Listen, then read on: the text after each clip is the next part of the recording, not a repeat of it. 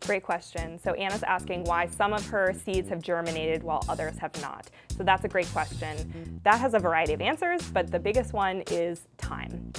Germination time really depends on the variety of plant that you're growing. So many varieties germinate very quickly and others take a little bit longer. So like greens, lettuces, spinach, kale, those all germinate fairly quickly within about 4 to 6 days. Herbs can take a little bit longer to germinate, especially parsley can take a little while longer. So those germinate anywhere from 6 to 10 days.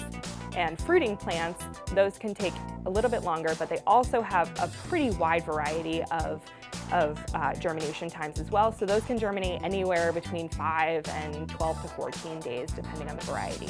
Pepper plants are especially long time to germinate.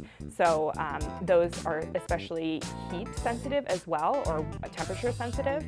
So the moisture content of your soil as well as the temperature outside can be very impactful upon your germination time. So great question. Thank you for that.